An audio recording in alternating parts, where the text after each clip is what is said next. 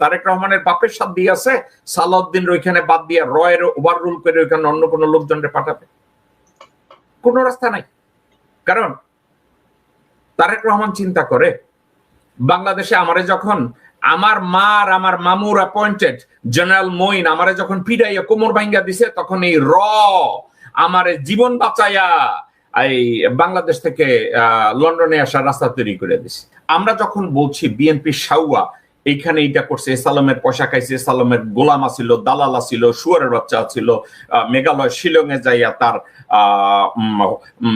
ভাড়া দেওয়া যে মোটেলে থাকা সেখানে ছিল, সবকিছু করছে। সালাউদ্দিনকে এই কথার কোনো জবাব দিছে? সে কয় তারা কয় আমি নাকি ভারতের দালাল। মানে দেখছেন, এজন্য কি এই বিএনপির তারেক রহমান তারে এই সভা সমিতি মিটিং এ কোন জায়গায় বসানো ব্যর্থ করছে? কেন করেন আপনারা কি জানেন দর্শকবৃন্দ? একটা কারণে, আলোচনাকালে ডক্টর মোহাম্মদ ইউনূস বা ঐক্যমত্য কমিশন বা সরকারের যে ইনিশিয়েটিভ এগুলো কি কি আছে এগুলো ভারতকে জানাতে হবে। অন্য কোন এজেন্টকে ব্যবহার করা যাবে না, স্রেফ সালাউদ্দিন এটা পাস করবে। সালাউদ্দিন ছাড়া অন্য কেউ, ওই যে আগের যে ছোট রয়ের লোক আছে আমির খুসরু, মাহমুদ, মির্জা ফাক, গোরখুদ কাব্বাস, আব্দুল আওয়াল মিন্টু, তাবিত আউয়াল, চেটেরবাল, এদের কাউকে ভারত আর বিশ্বাস করে না। কইছে আমাদের বড় মুতা সালাউদ্দিন।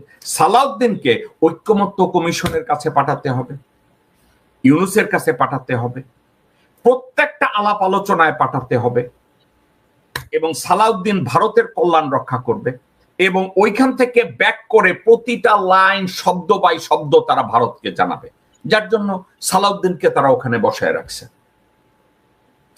আমি আর আপনারা চিল্লাই সালাউদ্দিন কেন যায়, অন্য কোন লোক নাই। অন্য কোন লোক যাবে কি করে? তারেক রহমানের বাপের সাথ দিয়ে আছে সালাউদ্দিন ওইখানে বাদ দিয়ে রয়ের ওভার রুল করে ওইখানে অন্য কোন লোকজনকে পাঠাবে? কোন রাস্তা নাই। কারণ তারেক রহমান চিন্তা করে বাংলাদেশে আমারে যখন আমার মা আর আমার মামুর অ্যাপয়েন্টেড জেনারেল মঈন আমারে যখন পিড়াইয়া কোমর ভাঙ্গা দিছে, তখন এই আমারে জীবন বাঁচাইয়া এই বাংলাদেশ থেকে লন্ডনে আসার রাস্তা তৈরি করে দিছে।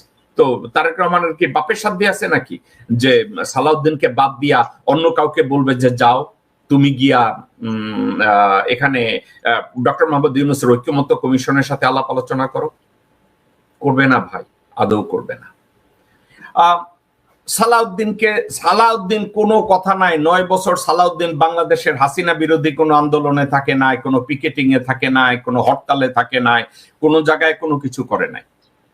এখন যেসব নেতারা রাস্তাঘাটে মাইর খাইছে, যেসব নেতারা রাস্তাঘাটে জুলুমের শিকার হয়েছে, হাজতে গেছে, পিটানি খাইছে, আমি ওই গোরখুদ কাব্বাসের কথা কই না এবং মোহাম্মদ সালামের কথা কই না অথবা মির্জা ফাকের কথা কই না।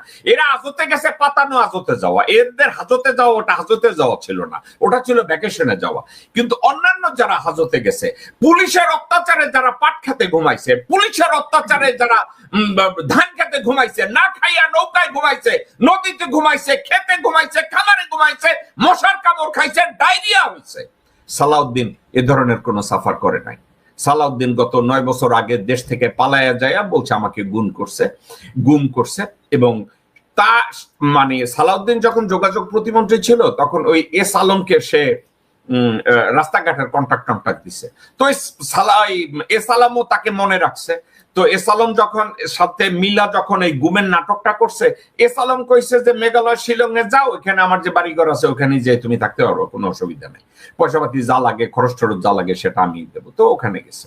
এখন সালাউদ্দিন, আমি অনেক বাংলাদেশে আমি সহ আপনি সহ আমরা সবাই ওয়ান্ডারিং করতেছিলাম যে সালাউদ্দিন বিএনপির কোন জায়গায় ছিল না, হঠাৎ করে সে এত বড় নেতা হয়ে গেল। ইউনূসের লগে প্রত্যেকদিন তার দেখা করতে হইব, ঐক্যমত্য কমিশনের সাথে তার প্রত্যেকদিন কথা বলতে হবে, যে কোনো নীতি নির্ধারণী সবাই সালাউদ্দিনের থাকতে হবে।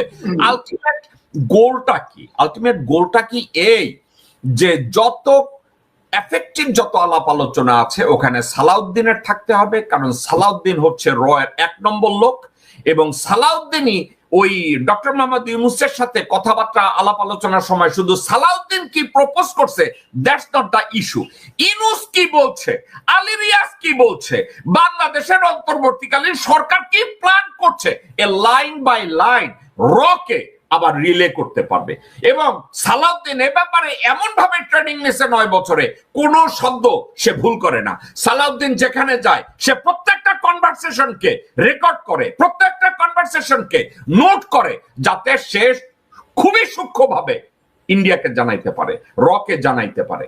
নট অনলি দ্যাট, এখানে মিটিং এর যে কোনো মিটিং এ বসার পরে সালাউদ্দিন সাথে সাথে সেনাপ্রধান মির্জাফরের কাছে যায়। সেনাপ্রধান মির্জাফর এবং নৌবাহিনী বিমান বাহিনীর প্রধান 3 জন 4 জন একত্র হয়ে এবং সাথে তাদের সাথে এক করায় ভারতীয় হাইকমিশনার প্রণয় ভার্মাকে আলাপ আলোচনা করে। এখন আমি এই সাবজেক্টটাকে অত্যন্ত ব্ল্যাক এন্ড হোয়াইট ভাবে দেখি যে সালাউদ্দিনকে ঠিক এজন্যই প্রত্যেকটা মিটিং ইউনূস সাহেবের সাথে পাঠানো হয়। আপনি আমার এই মন্তব্যের সাথে একমত হওয়ার কথা বলছি না, আপনি বিষয়টাকে ডিফারেন্ট হইতে দেখেন কিনা, নাকি আপনি আমার মতো করে দেখেন, নাকি আপনার ফিলোসফিক্যালি আপনি সাবজেক্টটাকে ডিফারেন্ট হইতে ব্যাখ্যা করবেন। Doctor Mamun, advocate Mamun. ধন্যবাদ জাকব মিটন ভাই, সুন্দর প্রশ্ন উপস্থাপন করেছেন। দেখেন, হাসিনাকে দীর্ঘদিন ইন্ডিয়ায় পেলে পুষে এবং তার ব্রেন ওয়াশ করে তার মাথায় ঢুকাইছে এবং বিভিন্ন পরীক্ষা উত্তীর্ণ হওয়ার পরেই তাকে পাঠিয়েছে। এবং সেইখানেও দেখা যায় যে তৎকালীন জিয়া রহমানের ক্যাবিনেটে যারা ছিল কিংবা আশেপাশে যারা ছিল তারা এই বুদ্ধিটা দিল যে হ্যাঁ হাসিনাকে নিয়ে আসা হোক। হাসিনাকে যখন আনলো তো 2 সপ্তাহের মধ্যেই উনি নাই হয়ে গেলেন। এখন তাকে সালাউদ্দিনকে দীর্ঘদিন যাবৎ 9 বছরে যে ট্রেনিং দিছে, যে মগজ ধুলাই করছে না, শুধু ট্রেনিং এ দেয় নাই, তাকে সব দিক আসতে বিষয় পেতে আছে। এখন তারা এখন মনে করতেছে যে বাংলাদেশে হাসিনার পরে সালাউদ্দিন হলো একমাত্র তাদের ট্রাস্টেড এবং ট্রেন এজেন্ট, এবং সেখানে কোলাবরেট করবে এই যে ওয়াকার গংরা। তো যার কারণে আজকে যদি আমরা মূল জায়গায় যাই, এই পুরা আন্দোলনটা যে 17 বছর আন্দোলনটা হয়েছে, সেখানে বিএনপি যেটা আপনি বললেন যে শত শত লক্ষ লক্ষ নেতা কর্মীরা নির্যাতনের শিকার হয়েছে। কাজেই আমরা তো এটাও দেখেছি ক্ষমতায় যাওয়ার আগে যে ভারত বিরোধী যে একটা স্পিরিটটা জনগণের মাঝে ছিল, সেটা বিএনপি ওন করতো, কিন্তু ক্ষমতায় যাওয়ার পরে কিন্তু সেটা করে নাই। এই যার কারণে মানুষের আজকের পরে 3 বার বিএনপি ক্ষমতা থাকার পরে এখন আর ওই বিএনপির প্রতি আস্থা নাই। কর্মীরাও মনে করতেছে নির্বাচন গেলে এই মাফিয়ারাই তো মন্ত্রী এমপি হবে, আমরা তো কিছুই করতে পারবো না, 17 বছরের নির্যাতনের শিকার হয়েছি, নেতারা তো জেলে যায় ভ্যাকেশনে গেছে আসছে, তো আমরা কিছু চাঁদাবাজি করি। আর এটা ওয়াকার এগুলো উৎসাহিত করছে। কেন উৎসাহিত করতেছে? যাদেরকে কোনো কারণে বিএনপি যাতে আগামীতে না আসে। আমাদের বক্তব্য হলো যে আমরা গত 54 বছরে আওয়ামী লীগের বিকল্প বিএনপিকে আশা করি নাই, বিএনপির বিকল্প জামাত কিংবা জাতীয় পার্টি আশা করি নাই। একটা বিরাজনীতিকরণের প্রক্রিয়া হচ্ছে, দলের মধ্যে গণতন্ত্র নাই, এক ওয়ান ম্যান শো। এই কারণে আজকে তারা মনে করছে যে যেসব গোরখোদক বললেন, যেসব আপনি বিএনপি অন্য হাইব্রিড নেতাদের বলেন, তাদের কোনো পাওয়ার ঠাওয়ার নাই। এখন সালাউদ্দিন হবে তাদের ইমাম, এখন রহর ইমামতি করবে এই সালাউদ্দিন, এবং সেইখানে অন্যরা সব সালাউদ্দিনের পাশে থাকবে। তারেক জিয়াকে বলার কিছু নাই, খালেদা জিয়ারও বলার কিছু নাই। তারা বেনিফিশিয়ারি হবে কি হবে না এটা অন্য বিষয়। এটা আমি বহুবার আপনার আলোচনা আমি বলেছি যে master is liable for his servant action.